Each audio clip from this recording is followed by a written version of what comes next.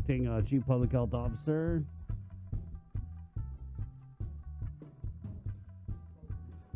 Good morning, Chima. He looks frozen. Or in deep thought. Yeah, he's pensive. What are these guys going to ask me this morning? Huh.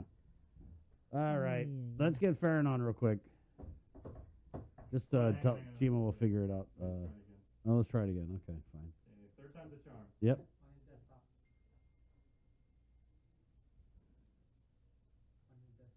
Hi, Chima. All right, Chima. Good morning. Morning. Good morning. Hurrah! Yay!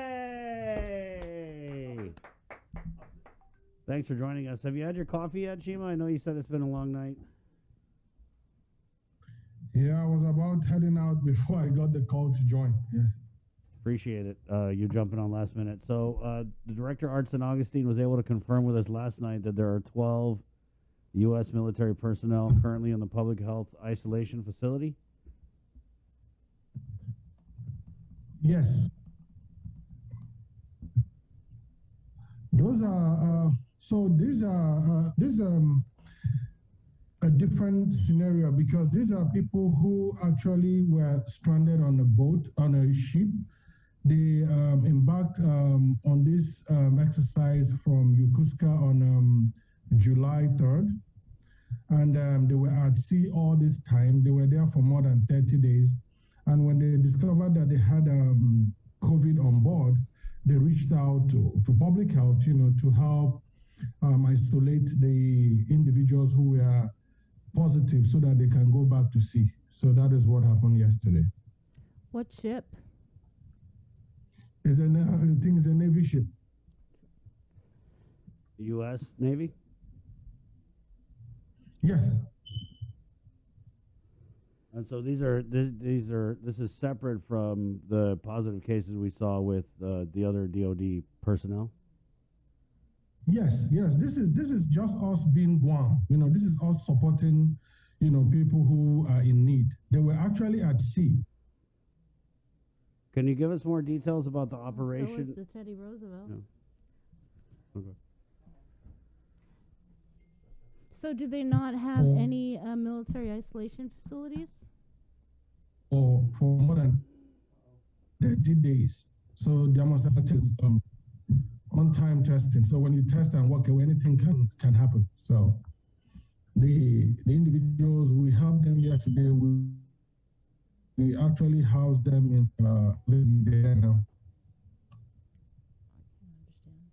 Chima, can you just say all that over because you were breaking up there? Like I said, it was just us being Guam, supporting people who are in need, and right now they are in the isolation facility and they're doing well. They Army personnel or Navy personnel? Army personnel, U.S. Army. And do you know what the name of the ship is? I didn't ask. Have you received word if any other military personnel, were they medevaced here? No, what actually happened was that when they docked for the individuals to go into isolation, we actually supported them by testing the whole individuals remaining on the ship. So, and I think they sailed out by 6. I think they sailed out between 2 to 6 p.m. yesterday for another mission. So, it's just us, like I said, it's just us being Guam, supporting our neighbors, supporting people who are out here who need help. So, it has nothing to do with the local case. It has nothing to do with our current situation. It's just us, supporting people who are out there in the sea who needed help, like we did with the Roosevelt. So we're just here to support where we can, people who need our help. When did you say the ship pulled in? We were called in yesterday, so we didn't have a lot of information about what actually happened. So the the information I got yesterday was actually discussing with the major who was trying to work with DPHSS to settle the infected soldiers. So because I wanted to make sure that it had nothing to do with our local situation, and what I got assured me that it had nothing to do with our local transmission. It was just people out there in the sea, who had a challenge, and then we had to support them. It's almost like, someone who is being medevac too, and then they bring him to the hospital on Guam, the nearest hospital. At this point, Guam was the nearest place they could ask for help. Because, the reason for taking these individuals out is to stop ongoing transmission. In a ship, no matter how hard you try, you can isolate them for no matter how long you think you can, but, the chances of them getting sick, more sick is there. So, having this kind of support where they can, ask us to help in case they will need any help with medical facilities in the Navy, if they are sick, or us housing them in the quarantine facility, isolation facility. Sorry. Right. Chima, so has the outbreak on the ship been contained? Yeah, if they had only 11 people who are infected, for over this period that they are there, I think it should have been contained because they actually sailed out. 11 or 12? 12. So when did the ship first pull in? Like I mentioned, I don't have that information. I got in when they needed the public health support, for isolation. So every other details I don't have right now. But I think my focus was just making sure that the individuals were settled and this was not a local transmission that I didn't know about.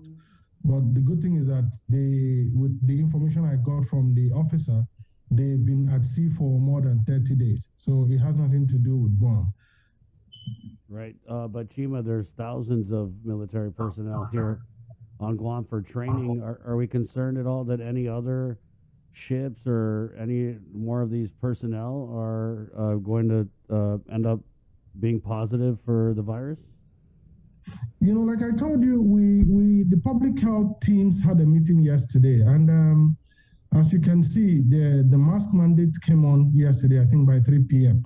And this is part of our conversation with the public health folks. I think we're still in a pandemic. There are chances that, we're going to have cases. It's about how many people are vaccinated, what kind of social measures do we have in place to reduce transmission. And, I pointed out yesterday that WHO is actually estimating more than 200 new infections in the next 4 weeks. So for us on Guam is continue to keep our posture, wear our mask, continue to vaccinate. But all these cases, and the good thing is that we're able to identify these cases quickly, isolate those individuals who are actually positive, and then quarantine their contacts. Right now, this is just the only way, we have to reduce the incidences on the island. But moving forward, the assurance is that we are seeing these numbers, we're containing it, and then we're also encouraging people to get vaccinated. Because what we don't want is people getting sick and overwhelming our hospitals. And if you look at the number of cases we have now and look at the rate of hospitalization, it really shows that yes, the virus is still out there. We're still in a pandemic. We're doing our best to encourage people to use social measures to stop transmission and get vaccinated. But the hospitals are not filled up. I think we're in a good place, like I said. Until the pandemic is completely called off, until we stop having new variants, we just continue to adhere to WHO, public health, Guam, and CDC guidelines and recommendations for protecting the community.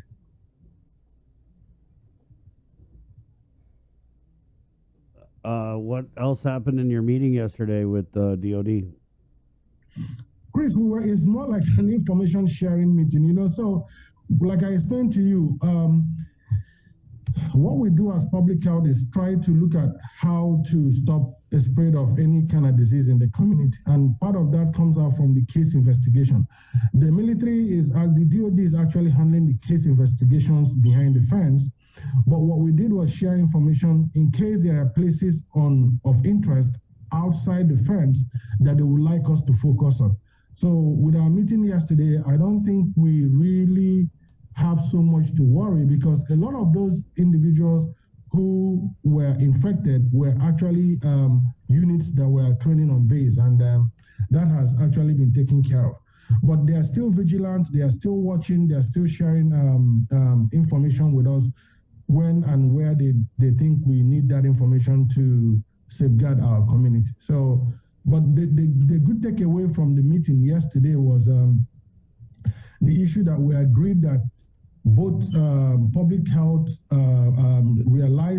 both public health accept that masking is key to reducing transmission, and also them taking it back to the leadership, because at some point we at public health, we come up with these recommendations, we put it up to leadership and the policymakers to take it out there. So we had an agreement, they took it back to their leadership, and good enough, we saw that. So I think the conversation yesterday is really progressive, and we continue to meet. And if there's any need for us, to support or for them to support us, I think that is an avenue that we've actually explored over time. I'm sorry, but I had to go back to that ship that we don't know the name of, and we don't know when it arrived on Guam or how long it had been on Guam. But these 12 that are inside the government of Guam isolation facility, why couldn't they be placed in a military isolation facility? Clearly they have one. Sabrina, I think the question should be, why are we supporting them?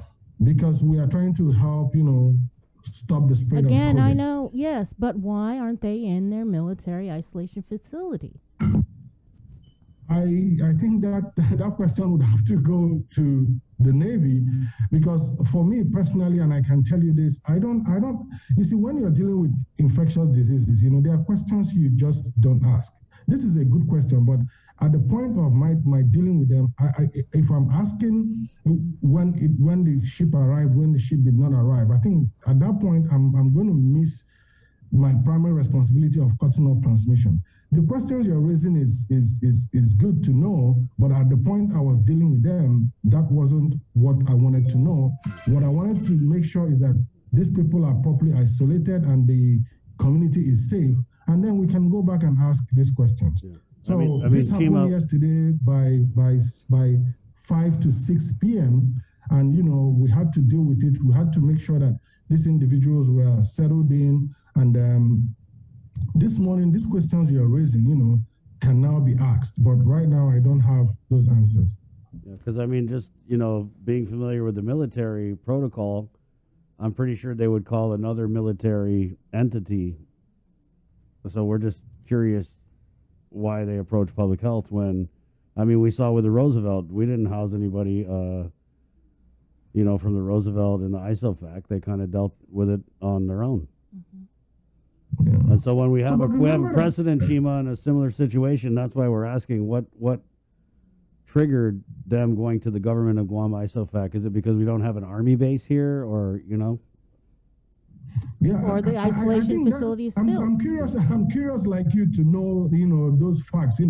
But at the point where I was with them, I was more focused on making sure that these soldiers who serve the nation, properly taken care of, because I think we owe them a responsibility if they're asking for help, and now that we've actually helped them, I think like you're raising the question, it might be good to know why, going down the line, what would have made them do that, and maybe we might hear a more compelling story than just asking, why did they come here, what did happen. It might be more compelling than that, because these guys have been out in the sea for more than 30 days, and being out there, with sick people on board, how psychologically challenging it could be, knowing that, you're out there with nobody around you, just the water, and then you have some people that are sick with a virus that, have been explained to cause so much damage, seeing strong, healthy people,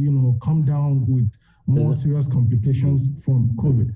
I think at this point, I would say your questions are really in line, but yesterday I didn't have a chance to ask those questions. I just wanted to make sure they were separated. No, but I'm not trying to say, hey, why are we helping the military? I'm just saying, asking the basic questions, like, well, how long have they been here? What's the name of the ship? Yeah. Don't they have space on the military base? I'm not trying to trash the military.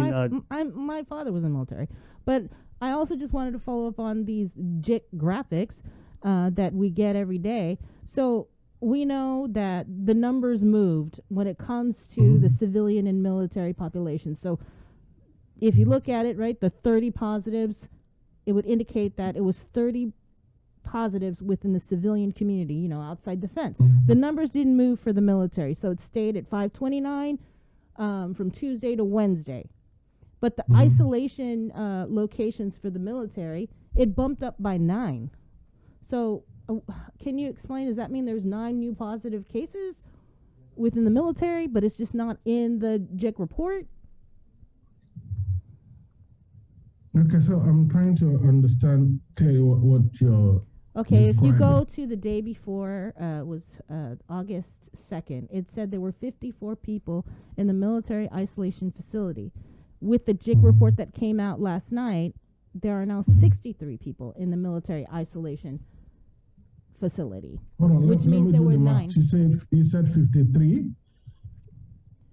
54 on August 2nd. That was the JIC report, the Joint Information Center report.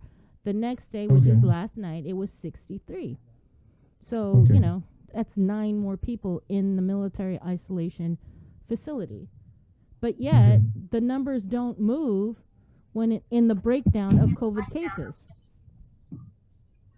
Okay, so maybe I'll have to go look at that. But the reports coming from the military to the surveillance team daily. So if it's something that we just need to revisit, because I'm trying to pull up what you're saying, I can't pull it up. So I'm just going to look into it when I get in this morning. But to the best of my knowledge, I have not gotten any new cases. And if there are new cases, basically they are going to report their new cases, because it's a requirement. It's actually a legal requirement, for the infectious disease cases to be reported. So I don't think they'll be hiding anything if they have new cases. But I will look into that. Chima, so is the military isolation facility? Were you able to determine if it's full in your meeting yesterday? Okay, so they actually have exercises going on. They're having boarding issues because they are taking up most of the hotels. They have people in 10 cities on base.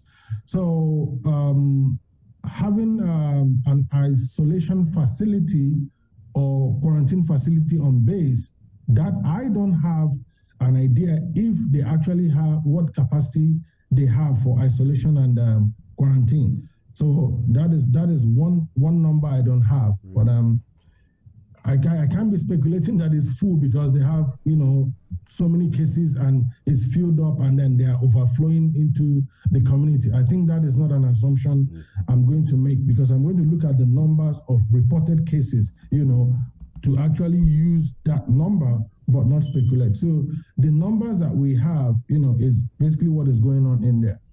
It's about who the contacts to these cases are, what is their vaccination status, what is their quarantine policies for close contacts. I think we're going to have more challenges with the contacts than we have with the positive, because what they're doing is taking out the positive from the close contacts and making sure that the close contacts are monitored. So using that, using the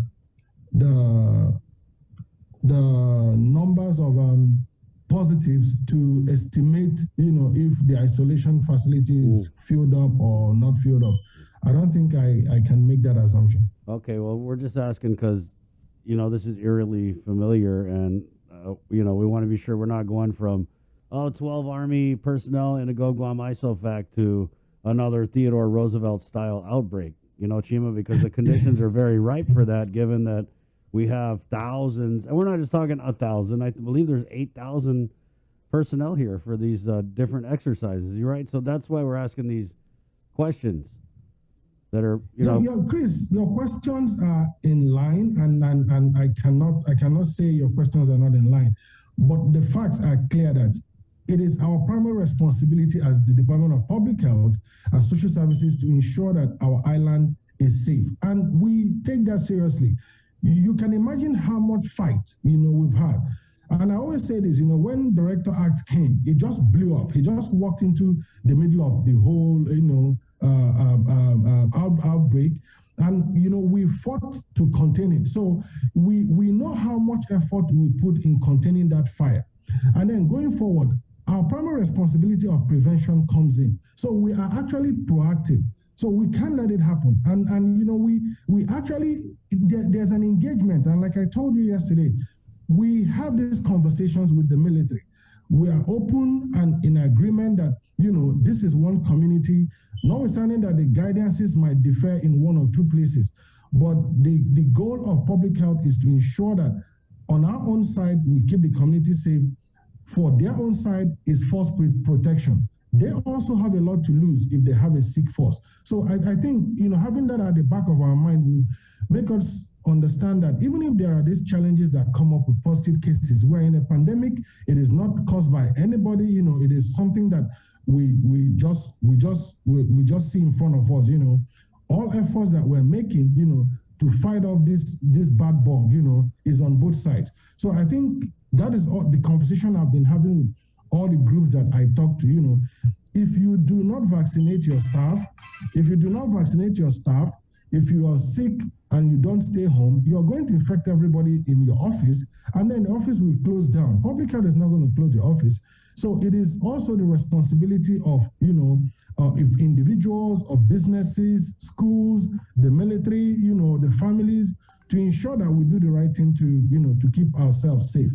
So I don't think there's anything that is out of place for now, and that's our job to make sure that things are not out of place. The 30, let's just go back to the 30 then, because this is outside of the fence, right? Civilian personnel. Is there any connection to them? Were they vaccinated? Were they children?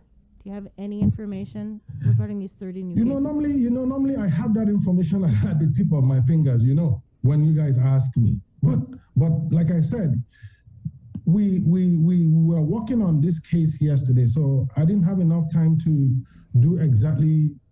get this information that you're asking, because the team is actually working on it. So when I go in this morning, I'm going to get the same detailed information I have that I always give to you.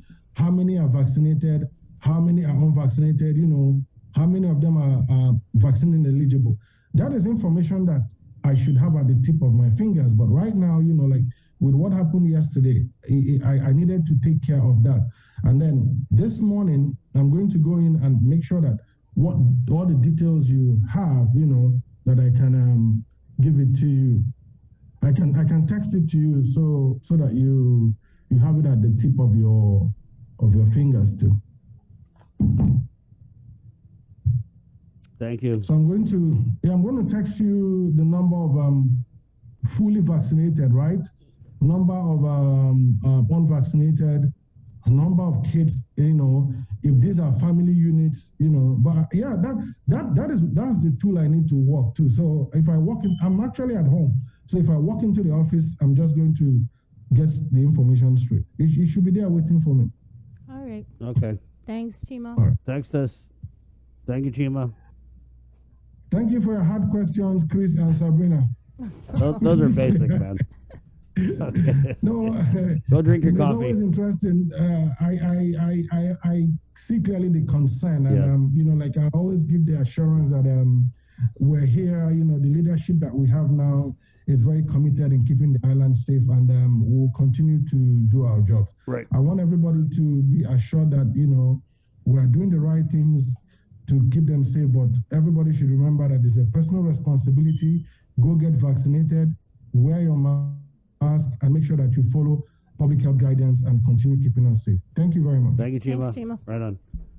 Chima Mbakwam, Chief Public Health Officer. And I mean, I get it. This obviously happened late yesterday afternoon, and the focus was on getting these personnel off the ship, but really just very little information on it, Bree. We don't even know the name of the ship. And I texted Director Art St. Augustine, and he had said Chima was in on the discussion, but they're going to inquire what the name of the ship is. I didn't see anything nationally. No, all I got was Yokosuka. They got the call. We're gonna help them. 12 came off the ship, Army personnel, and they're in the Guam isolation facility. Right. We don't know how long the ship's been here. I want to say that ship. He said left. Did he say that? Or is the ship still here? I think he said it was still here, but it was Okay. from Yokosuka, so maybe we Yeah. should Google like U.S. And it was ships a in military training Yokosuka. exercise, Right. and Yeah. And I mean, we're just asking these. I don't have to explain. These are really basic questions, but unfortunately, because it happened so fast and so soon, I mean, it just happened yesterday afternoon. There's not a lot of info they can provide, so hopefully we'll get that info and also info on these 30 positives. yeah. And we're not saying let's not help the military. That is Yeah, okay. not what Don't we're say that, saying. yeah. We're just asking. So where's the basic information? Yeah, and then I mean, we're really coming from a place of knock on wood, I hope this doesn't turn into that, but with the concentration of these, thousands of military personnel here for this training, like I said, I mean, we all know how COVID spreads, so we're just really asking for you guys, the people of Guam. 7:43, let's keep it in the KUAM.